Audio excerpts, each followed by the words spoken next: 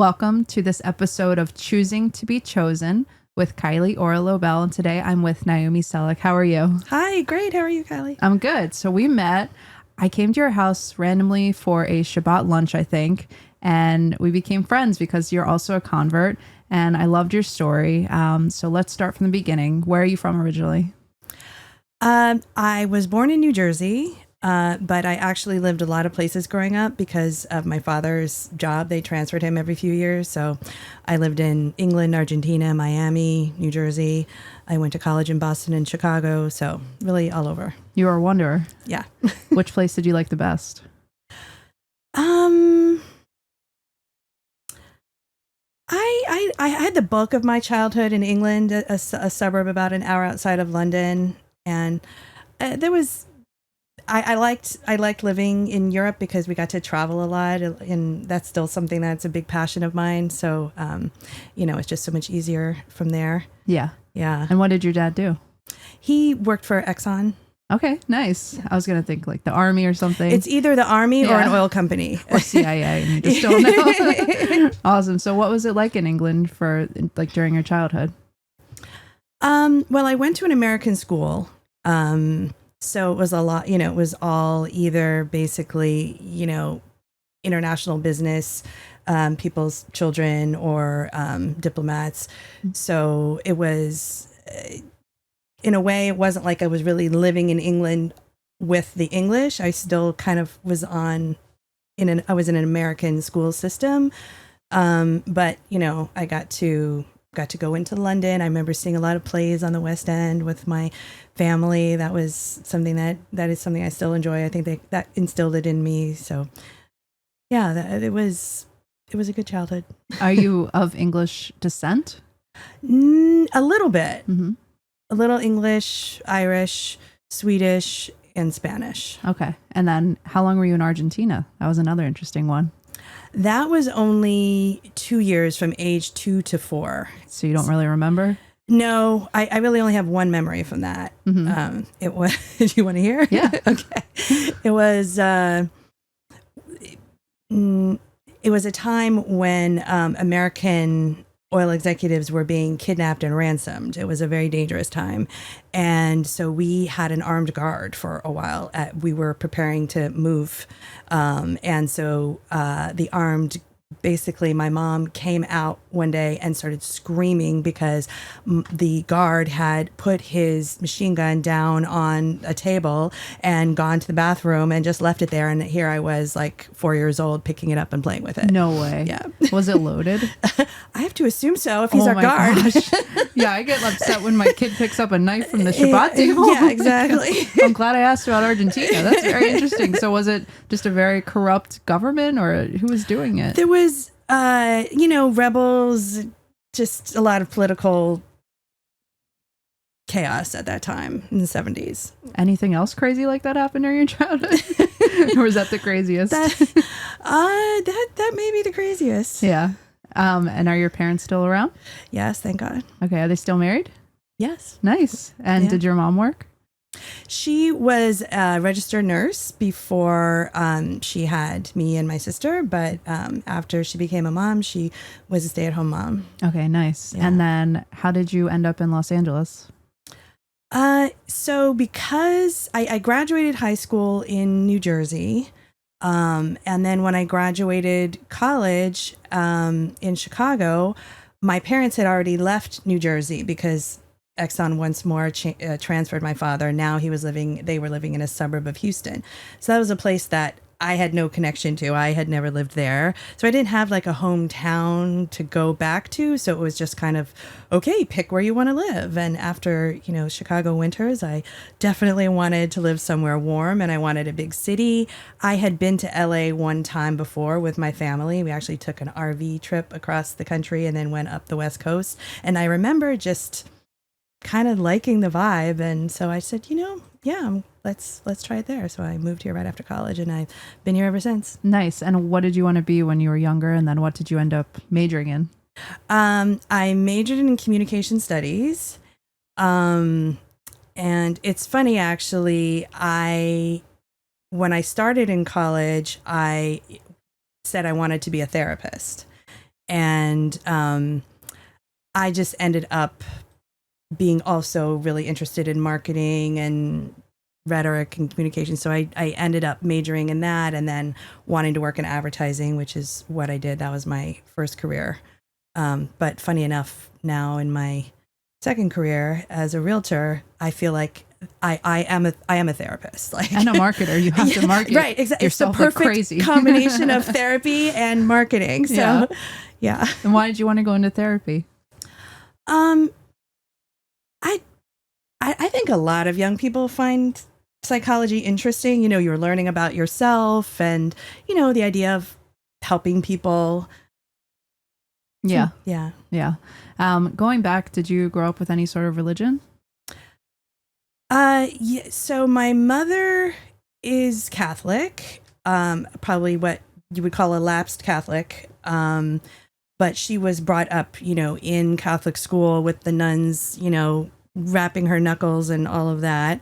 My father was technically Protestant, but really, you know, completely secular. My mom did bring me to church as a young girl. And I remember feeling like I actually asked to go. I wanted to go. There was something about that spiritual experience that I wanted to connect to. But I also remember feeling when I got a little older, more like middle school, that it just didn't feel like the right fit. Mm-hmm. You know, even just the aesthetics of it, strangely enough, you know, the stained glass or whatever, it just didn't feel like me. Mm-hmm. You don't like stained glass? Yeah, well, you know, it's, I mean, some shows have stained glass, but it's just that church, the feel and the look and the smell, the incense, it didn't, like, I wanted God, but I didn't want those trappings, which was the only connection I knew to God, you know, as a young child. Mm-hmm. Did you enjoy Christmas or Easter or anything like that? Yeah, I mean, we were not, you know, a religious family, so it was pretty much like, yeah, we had a Christmas tree, we get presents. Who doesn't love that? But it wasn't a big part of my life. And what did you think God was back then? How did you picture him?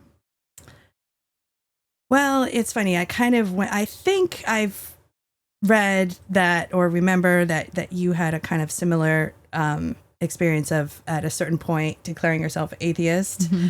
So I definitely went through that. Like when I was younger, I think I probably, you know, thought like most little kids did of, you know, the big, you know, man in the sky with the white beard. And then you get a little older and you think, well, that's ridiculous. And so by the time I got to college, by the end of high school, I just said, oh, it's all ridiculous, and just kind of threw it all out. And I even remember, you know, when you had to fill out forms, I would fill out none, you know, not NUN for right, for religion. Yeah. Yeah, we all think we're very intellectual and we know everything at that age. Right, exactly. We've determined everything. Yeah, for me, it was like learning that Santa didn't exist. And then I was like, oh no, the Easter Bunny and the Tooth Fairy. And then eventually God. Yeah. That's just how it went in my mind. Yes. Did you pray at all when you were a kid or anything like that? I do remember, yes, having conversations, you know, kind of in my head and saying, oh, sorry about that. I shouldn't have done that. You know, just kind of having a running dialogue. Did you feel the Catholic guilt?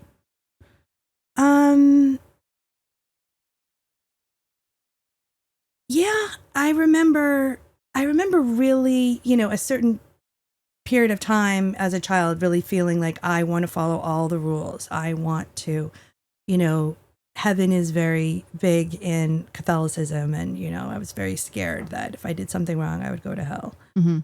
That's another reason why I wanted to throw it out, because I got a little older and I said, like, that's so sick to make a little child so scared of that, you know, when really what was the worst thing that I did? Were you baptized? Yeah. Okay. Yeah, I wasn't. So I was told I was going to hell.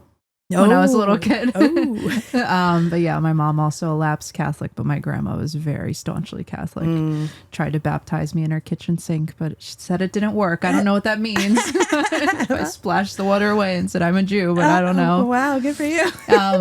To me, it was also the aesthetic, not the stained glass in particular, but just the cross with bleeding. Oh yeah. I don't know. Yeah. I was very freaked out. Yeah, I agree. But I did know Sister Act, and I would sing those songs. I was very excited when they sang those songs from the soundtrack.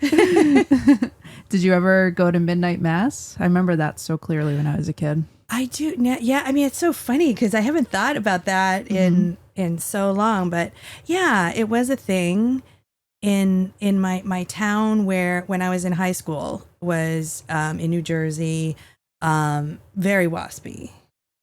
In fact, funny enough, though, I think the one Jew in my class was my best friend, and her family was so assimilated. They had a Christmas tree. There was nothing, that they really did differently from anyone else. But looking back on it, I think, wow, I was attracted to her for a reason, her Jewish neshama. Yeah. Jews were different. Like, Yeah. same thing. What was her name? It's funny because now she's changed it. It was Barry, but now she's taken on Bluma. So is that more from? I More think, religious? Yeah. Oh, wow. Yeah. It's So you too. Exactly. Did she know you converted? Yes. Oh, This wow. is the wildest thing is, we were both as far from, really any religion as kids when we were best friends. And then, we go into our adulthood and I become a convert, she becomes Baal Tshuva, and now, we're sending each other Shalach Manas. Oh, that's so nice. Is she still in Jersey? Yeah. Nice. And what part of is that? In the north. Like What is Morris it in the north? County. Okay. Yeah. Like near New York City? Yeah, about Okay. about an hour. Okay. Yeah. And she's not in Teaneck. That's No. or Passaic, Toms River, Lakewood. That's all I know. I actually don't know exactly what town she's in. I Okay. can't remember. Okay, nice. So your parents, you said they're back in New Jersey now? No, they are in a suburb of Houston. Oh, okay. That's the last place that my father's employer transferred him to, and so they just retired there. Okay. So you come out to LA in your early 20s? Mm-hmm. Okay. And what was the first thing you did? Get some roommates and look for a job. Yeah. Did you want to work in marketing? Yeah, I Okay. had a very specific goal of being an advertising copywriter. Mm-hmm. And I had an internship actually in LA the summer before. So that went really well. And at the end of the internship, they said to me, if you want to stay on, and they even started to let me write copy. I was, an intern writing radio ads, which was like the coolest thing. And for, big clients like McDonald's, Toyota. And at the end of the summer, they said, oh my God, you're going back? Like, we need you. And I said, well, I have another year of college. And they said, well, we'll offer you a job as a copywriter right now if you want. And that's like very tempting. It's like being offered the thing that would have been my dream after college while I'm still in college. But I just said, no, I'm just going to, get my degree. And, I was a little overconfident. If they want me now, they'll want me in a year. So then when I graduated, I was like, well, I'm here. But it was a recession and they're like, oh, we just let go, a quarter of our staff. Sorry, we can't hire you. Mm. So it took a little bit longer to get that copywriting job. I had to, I was, waitressing and just doing whatever I could to pay the bills until I got that first advertising job. Yeah, but it's kind of fun in your early 20s when you're doing those things, and that's the time to hustle. Yeah. I've had a lot of odd jobs throughout my life. I really worked since I was 16, and as is somewhat unusual in Beverlywood, my kids work too. In fact, my just yet turned 18-year-old yesterday is at 550 Pizza right now. Oh, nice. Yeah. That's good pizza. It is. But yeah, I think that just learning to deal with the public, customer service, how to handle, everything that's thrown your way. I think learning that type of thing young instead of your very first professional job with, in your 20s, I think it's a big advantage. Yeah. And then you're grateful for when the time comes when you get a better job, because I was also like a waitress and it was awful. Yeah. Hated it. But then once I like became a writer, I was like, oh, now I see, like, I'm very grateful. It's true. Yeah, exactly. That's great. So then did you land your first job in advertising soon after that? I think it was like 7 months. It took a little while. And how were you adjusting being out here? I really loved it. I met some good people because I had been out the summer before for my internship. There were people that I knew here, so I kind of hooked back up with them. And there were a lot of things in my life that were leading to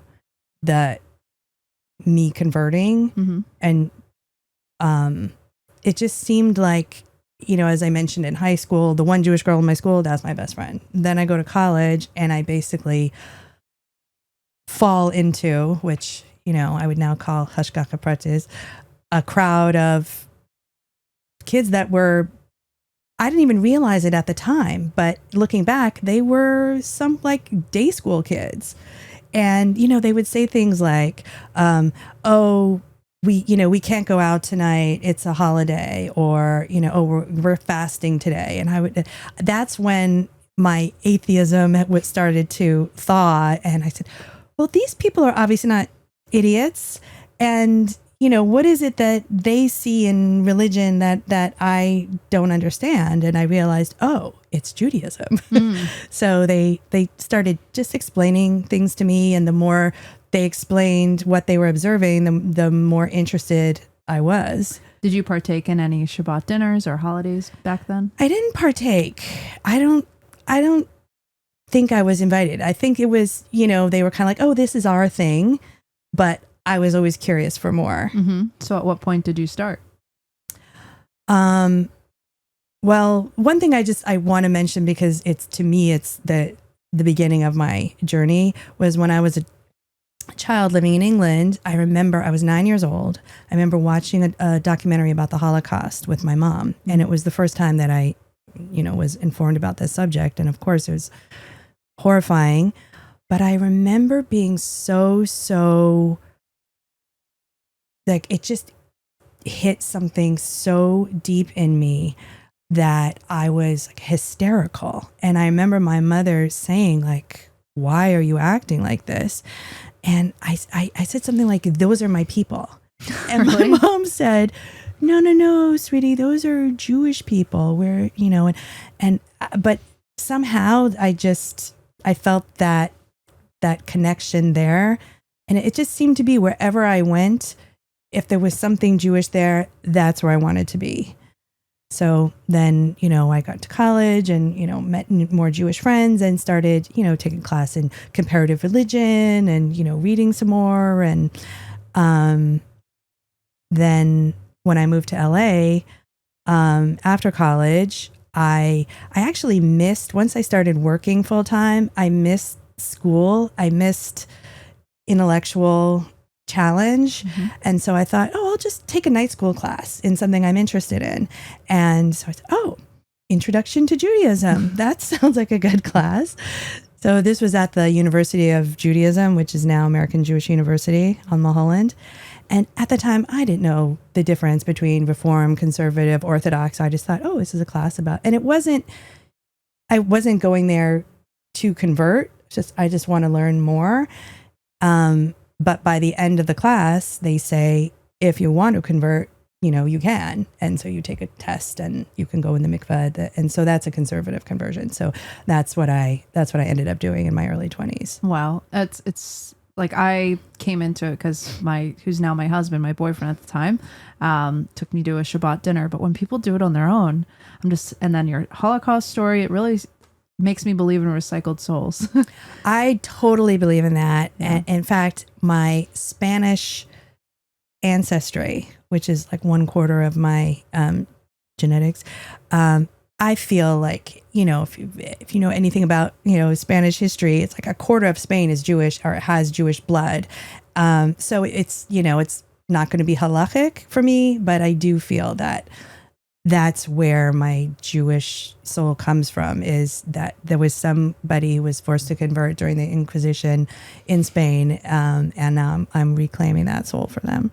Did you trace that? Like, did they go to Mexico? Because I know a lot went to Mexico. Yeah, no. So my mother's grandfather, that's why it wouldn't be halakhic anyway, because it's her father's side. But my mother's grandfather stowed away on a boat from Spain and landed in Nova Scotia, Canada. So when you're a stowaway, you're poor. There's no family records. There's no way to trace anything. So wow. Yeah. What was their last name? Garcia. What is it? Garcia. Oh, Garcia. Do you know what that translates to? No. I don't either. Like, it means Jew. No, I have no idea what that means, but it's very common. Okay, nice. Yeah, I took a 0.08% Ashkenazi. It's not a lot either. And have you been to Spain? Yes, just like 2 years ago. I went with my husband. And did you go to the Jewish areas? Yeah, we did. Toledo, Girona, and no, we only had a few days. So that was our main, and then we had a Jewish tour of Barcelona. Nice. Yeah, one kosher restaurant there, right? And it was really good, right? Yeah, but there's all the pig legs. So my husband's like, there's a lot of pigs in wheelchairs. He's funny, but it's very. They did that on purpose. We learned. I don't know if you know the history, but during the Inquisition, to root out who was Jewish and Muslim, they started putting pork into everything. Somebody just told me that. I didn't know if that was true or not. Interesting. Yeah, it's an easy way. Yeah. Okay, so you convert conservative in your, was this still your early 20s? Yeah. Okay. Like 23. And then where did you go from there? So then I was still working in advertising. I met my now ex-husband.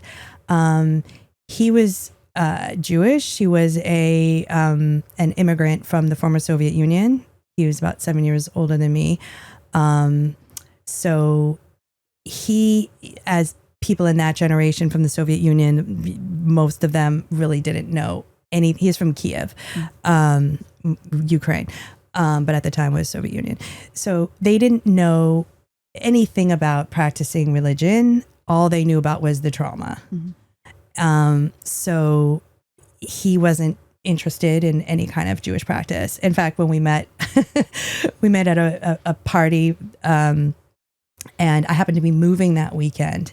And so I had to keep it safe with, moving boxes and everything. I had a mezuzah in my purse. And so when we met, he said something like about being Jewish. And I said, I'm Jewish. And he said, no, you're not. And I said, yes, I am. Look, I have a mezuzah in my purse. And he said, what's a mezuzah? Oh my gosh. So, yeah. So, yeah, we got married and we had my older son who's 26 now. And, basically, I was not, not very observant. I was, like what I at the time thought of as, like a mainstream Jew. I go to synagogue for high holidays, Friday night, I get challah, make a nice dinner and light candles and, and I don't eat pork. But that was kind of where I was holding. And, my ex was kind of, okay, if that's meaningful to you, for you, go for it. But I kind of did it on my own. But one of the things that with a conservative conversion, you have to promise when you are in the mikveh is to send any future children to Jewish day school. So we did send Jacob to Temple Israel of Hollywood, which is a Reform preschool. But yeah, I mean, I was like. And that actually got me a little, more involved because now I had a group of friends and fellow moms. And even though they weren't, they were, there was a lot of being Jewish around, which I loved. And when Jacob was about 4, we got divorced. And at that time, actually, when I was pregnant with Jacob, I always had kind of heard that if you have a conservative conversion, the Orthodox are not going to consider you Jewish. And at the time, I was kind of like, what, those nutcases wearing, fur hats, walking down La Brea? Like, what do they have to do with me? I don't really care what they think about me. But then I thought, but when I was pregnant, it kind of bothered me that, people not everyone's going to consider him Jewish. So I subscribed at the time to the Jewish Journal. And at that time, Rabbi Kanevsky of B'nai David wrote a column every week on the Parsha. And I would read it every week, and it said at the bottom, Orthodox rabbi. And I thought to myself, well, he seems so, kind of modern and relatable and not like someone who's just what I thought Orthodox meant. And so if he's an Orthodox rabbi, maybe I should talk to him about having an Orthodox conversion. So I did meet with him, and when I was pregnant, and he basically said, I said, is it possible to convert so that it bothers me that my child wouldn't be considered Jewish? And he said, well, is your husband going to be on board for this? It means you have to keep a kosher home, means you need to keep Shabbat, blah, blah, blah. And I said, oh yeah, I know that's not going to work. So just kind of gave that up. But then when we got divorced, I realized, oh, I can do anything I want now, I'm free to. So I actually joined Kfar, which was definitely more observant than where I had been at Temple Israel. And there were people that were keeping Shabbat and were very involved. And I was really enjoying that experience. And then I met my current husband, been married, it'll be 19 years next month, thank God. Mazal tov. Yeah, thank you. And he was raised Orthodox. So when he met me, first thing he asked, because he really didn't want to waste time with non-Jewish girls, are you Jewish? Yes. I've been saying I'm Jewish for, 20 years at this point. And he's like, great. And then after we get to know each other a little bit, a few dates, conservative conversion. So then that began my path to learning about what it means to have an Orthodox conversion and live a Orthodox life. Wow. Okay. So then where did you go from there? And did you stay together? Because I know a lot of people break up at this point. We thank God we never broke up. Okay. I was very, very lucky that my husband's parents were Baal Tshuva for like 50 years, but they were ex-hippies. And so because they were very sincere Baal Tshuvas, like they went from a place of being not observant to wanting to learn more, wanting to observe more, having that spiritual thirst. They accepted me almost as a Baal Tshuva, like, going from my, low level of Jewish observance to, you want to learn about what it means to celebrate Shabbat. And then they invited me a lot to, their Shabbat meals and all different shiurim that my mother-in-law takes. She would invite me to take with her, and they just made it a very, warm and, this was before I decided I wanted to convert Orthodox, because I needed to know what it meant. I didn't have any experience with it. So after kind of seeing what that life meant, I was like, yes, I'm in. Let's do it. And is your husband from here? Yes. Okay. Yep. Grew up in Pico Robertson. And you met in synagogue? No. Because I was going to Kfar when I met him, and he definitely has never been to Kfar. Mm-hmm. We met at a Jewish Federation fundraiser. Nice. Yeah. Love at first sight? We definitely had a connection right away. We felt really good with each other. Mm-hmm. Yeah. Nice. And then, so at this point, when did you start converting? Did you have to learn again, go to classes again? Yeah, I had so much more to learn. There's just it's the world of difference between getting what you need to know for a conservative conversion and an Orthodox conversion. Mm-hmm. You went straight to the Orthodox, right? I was going to do conservative. I offended the rabbi. I was I still regret this, but I didn't know any better. I was like, can I do conservative now? Because it took me like 5 years because my husband wanted to wait to get married because I was only 21 when we met. So I'm like, I went to the rabbi, can I do conservative just as a pit stop? And he's like, no, this is it. And I was like, oh. So then I did take, like, he tested me on things that I had been learning with an Orthodox rabbi in New York, came here and was going to do conservative and then Orthodox, like Yisrael Campbell. I don't know if you know who he is, but he did Reform, then conservative, then Orthodox. I've heard that from quite a few people. Yeah. So the conservative rabbi was testing me and I didn't know anything. Like, he's like, when is Yom HaAtzmut? Just like all these cultural things and I had no idea, or like, but there was more of an emphasis on learning Hebrew, whereas Orthodox there's more of an emphasis on, like, they asked me, like, can you make an Israeli salad on Shabbat, right? Or can Practical. you shower on Yom Tov, right? Things like that. Yes. So yeah, I also was exposed to conservative and Orthodox. I know the differences. And then conservative, like, I asked, where do you think the Torah comes from? And I don't know if they believed it came from God. So I was like, if it doesn't come from God, then I don't understand why I'm doing any of this. But I don't know if I'm remembering correctly, but it was very warm. And I like that once I heard those test questions, like, about the culture things, and I was like, oh, I should probably learn about these other things too, and about Israel, and get the whole rounded education. Yeah. But you already knew Orthodox people. Yeah. See, I hadn't been exposed. I literally had no idea what it meant other than, maybe like the movie Yentl or something. So like I said, and like people walking down La Brea with fur hats. So to me, it was just so foreign. But then, meeting my husband who's, practicing modern, but his parents much more, they're Chabad, full on Lubavitch now for, decades.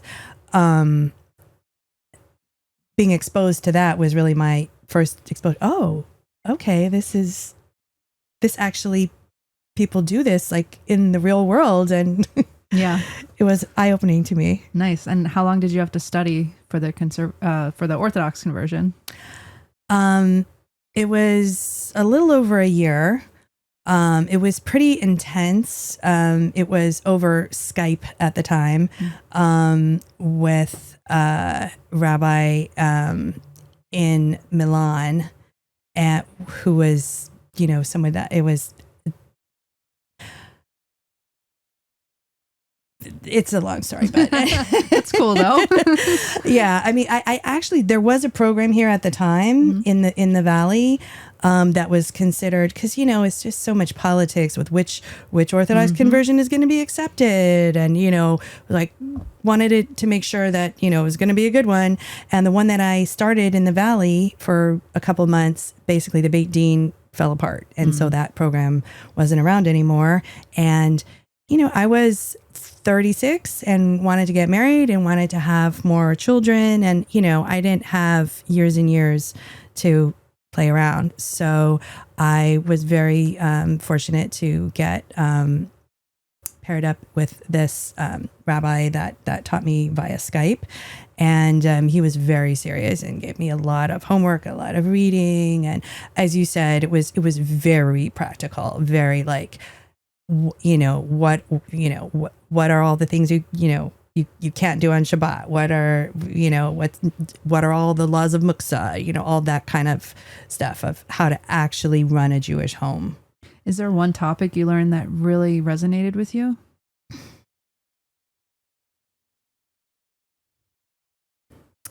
Interesting question.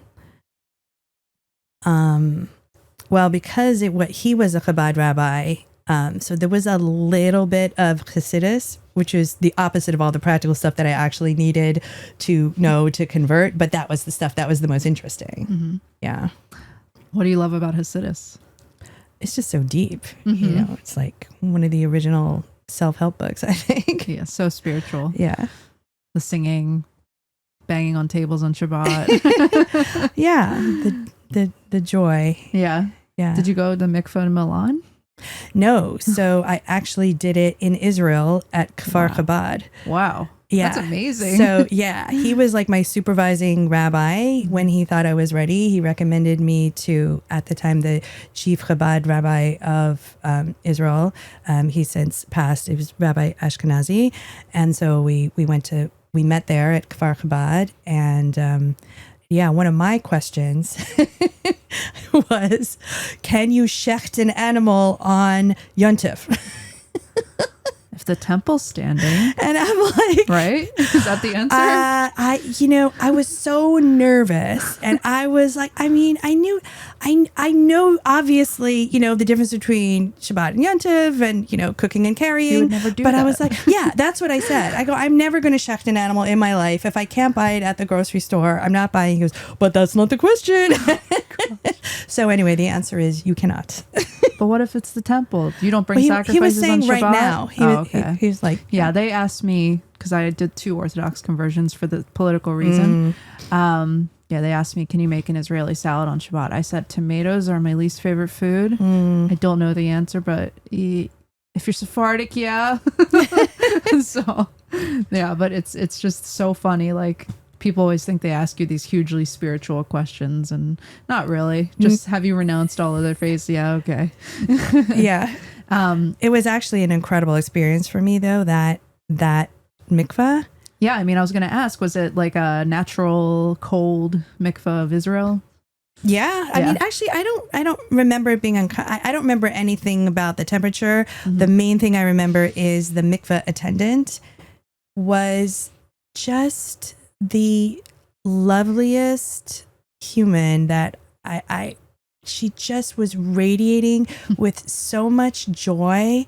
When I got out, she wrapped the towel around me and hugged me, and she was just like, Mazal Tov, and like she was as happy as I was, and she was just welcoming me into the Jewish people. It was just really one of the highlights of my life. Such a beautiful experience. That's so amazing and such a unique story. Like, I'm just like, yeah, I just went to the mikvah on Pico Boulevard and that was it. And whatever, Kirkland signature robe.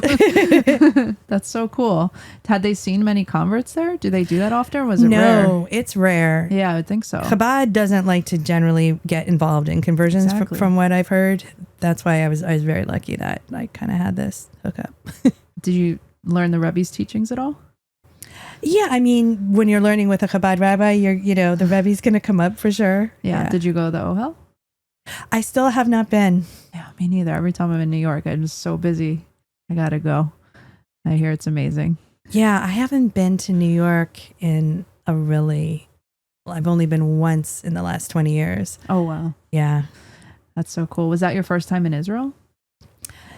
No, funny enough, that was my second time. My first time was in my early 20s before I converted. When I had my first job, I got 10 days vacation, and, for the first time I had, a little savings. I said, oh, I'm a grown up. I can have a real vacation. Where do I want to go? I chose Israel. So yeah. What was it like? Well, it was great, except for on the way back, I was strip searched. But, in retrospect, I realized why. I didn't fit any normal pattern. I didn't have family there. I wasn't Jewish. I was kind of, they ask you, where were you every day? Who were you with? Where did you stay?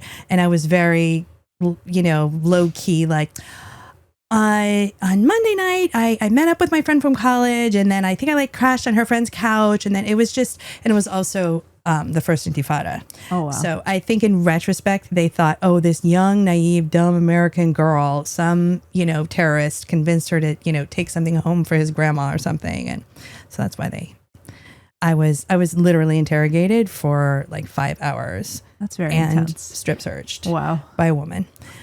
But was it better the second time? Yes, the second time was great. No issues at all. I had a much more normal, pattern.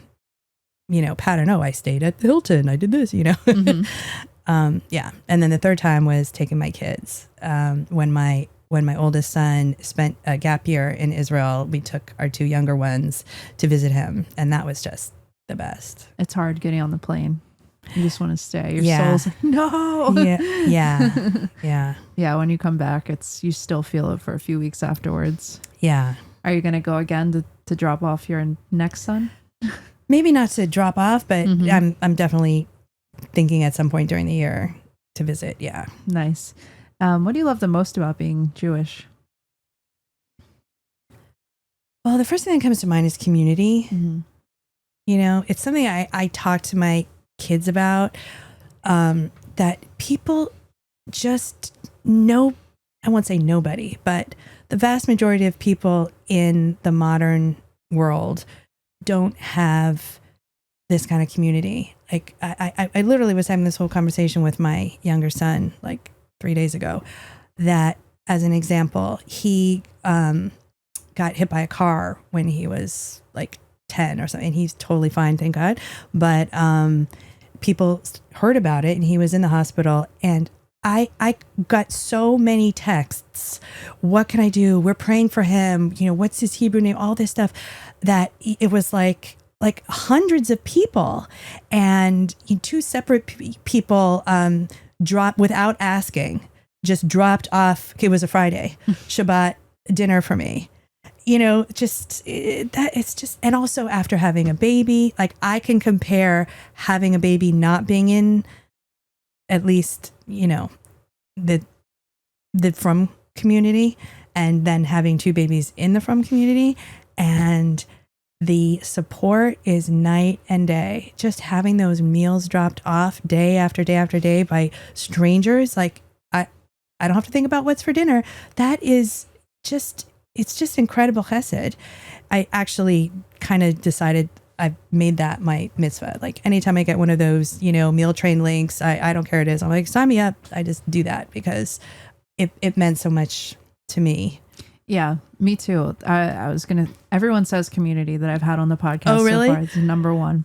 And also, I remember with my second child, we got a lot of random signups, and this one wealthy guy for the community, I later found out, my friend goes, that guy signed up for your meal chain. He paid for my whole yeshiva education. Just randomly. This guy has a lot of money and would support kids going to school. He forgot. And we were texting him. We're like, hey, just want to see if you're dropping off dinner. If not, don't worry. And he got back to us a few hours later. He said, I'm so sorry. I'm so sorry. And he dropped off so much dinner. And then the next day he's like, I'm dropping off lunch too. And just like this random person, you know, Yeah. and that's totally normal. Yeah, exactly. It's incredible. And was it mostly through your synagogue? That it started out through my synagogue, and you know, and then eventually my kids' schools. They went to Hillel, Maimonides, and then Hillel, and then Shalhevet. So communities through there. We recently also joined Beth Jacobs. So yeah, you know, it's just the longer I live here, the more the people that I feel are part of my community, and it's really an incredible thing. What does your family think about your being Jewish? I am very lucky that it doesn't bother them because they are not religious Christians. You know, people that I've heard where their family is really upset, it's a lot of times that they're really, you know, they believe if you don't accept Yashka, you're going to hell, then, you know, there's going to be a problem. But if, you know, they weren't like that. So there's, you know what, if it makes you happy. And actually, my mom told me something beautiful several years in. She said, I've noticed you're much more just wanting to help me and being respectful and, you know, making sure I'm comfortable. And she said, is that something to do with your religion? I said, well, actually. It's one of the top commandments, Yeah, Mom. I have to respect you. Exactly. But that great. made me so happy that she actually saw that. Have they participated in the holidays or Shabbat? Oh, that is it's a funny story. So yeah, whenever they visit, they usually will come, you know, and it'll be over a weekend. So they're, you know, join us obviously at our Shabbat table, and they love it. You know, like, oh, everybody's relaxed and talking, and you know, good food, and you know, it's like Thanksgiving every Friday night. And last year when my parents were visiting, we were trying to figure out days, and they're, well, we could come this day, but then, whatever. And they go, well, we have to be, we can't leave on Friday because then we'll miss Shabbat. Hilarious. My mom goes, that's the best time of the week. Aww. I go, yeah, I know. Yeah, they see how special it is, especially in an They age do. where everyone has their phones. And Yes. you're the first guest I've had on with teenagers. Do you see it, just how Shabbat affects them? Because I imagine it's just so hard for them these days with TikTok and just always having to be online. Yeah, that's one of my other favorite things about it is Shabbat. It's just, the unplugging. I mean, I'm sure you probably noticed this also. There's so many mental health articles and, people saying, you just pick one day a week to, not be on your screens, or one day a week to have a leisurely family dinner, and, or join a club or a class so that you can have community. And it's like, okay, check. Yeah, we have that. Yeah. I mean, definitely having dinner with your family every night. I mean, who can do it every night these days, but as often as possible, and putting the phones away. I've just noticed whenever I go out, couples are on dates, they're on their phones. Father and son on their phone, mother and daughter, everyone's on their phone all the time. Yeah. I'm like, why are we sitting here at a table with each other if we're just going to be on our phones the whole time talking to other people? Yeah. So, is it, okay, we're on the red. Okay. I think that's, I was also going to say, you're an entrepreneur, you're a realtor. Do you find that taking Shabbat off is also restful and helps you for the rest of the week? Definitely having a day of complete rest is, I think it's invaluable. I can't even understand how people can just go and go and go. And it's funny, I took on this career when I turned 40, when my kids were little. I basically started from scratch, and I didn't know if everybody told me, oh, you need to be on call 24/7. If you're, going to make it, you got to hustle all the time, and your clients are going to expect you to be right there. And I was nervous, like, how am I going to keep Shabbat and all of these Yom Tovim, and how's that going to work? I mean, first of all, it works a lot. I'm very fortunate that I've built a career within the Frum community. So it's not all, but the majority of my clients, it's kind of funny, no matter where we are in a transaction, everyone says, oh, well, Shabbos in a couple hours, let's press pause and we'll talk on Sunday. So as long as everyone's on the same schedule, it's fine. But it in another way, even the clients that I've had who have not been Jewish or have not been observant, it's just made me realize keeping Shabbat has given me this kind of confidence of when I have my absolutes, then everything else works its way out around that. It's like, there's not a question that I'm going to call you back on Saturday. It's like, not happening. And so we're just going to have to figure out another way. And I realized that just by having that confidence of here's when I'm available, and, I can make arrangements if necessary for, a non-Jewish colleague to, do something on a certain day, if that's what needs to be done. But it's really just made me realize that, which is, I think, one of the big points of Shabbat. Like, I'm not a slave. I'm actually, I can make the boundaries of what's important to me and live my life that way in a more meaningful way. I think people will really respect it too. Yeah. Do you have an inspiring message for our listeners? Ooh, wow. I guess I would just say what has been the most meaningful in my life is doing things that are relatively drastic, just going for it. It seems a little extreme, I'm sure. I'm sure my friends from high school who are, see me on Facebook are like, what the heck is this girl up to? But, I followed my I followed my heart, and it's led me to a place that I'm very happy with. And I think that's advice I would give anyone is, I don't think you're going to regret not going deep with something that moves you. That's beautiful. I agree. And I know that you are a realtor with Douglas Elliman. So anybody who wants to buy a home in Los Angeles, specifically Jewish area, Beverlywood, come to you. And where can they find you to contact you? Yes, thank you for that.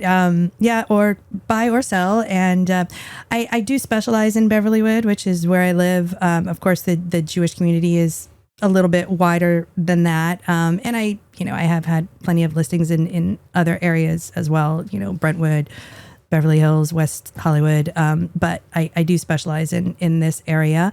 If anybody would like to talk about real estate, my phone number, my cell is 213-280-9120. That's an old school LA number. That's my first cell number from the early 90s. I never changed it. That's why it's a 213. It's fantastic. Thank you so much. And also you're on Instagram? I'm on Instagram. Yes, it's my email, naomi@naomiselick.com. I'm easy to find if you're looking for me. You're on all the bus stops too. I see you.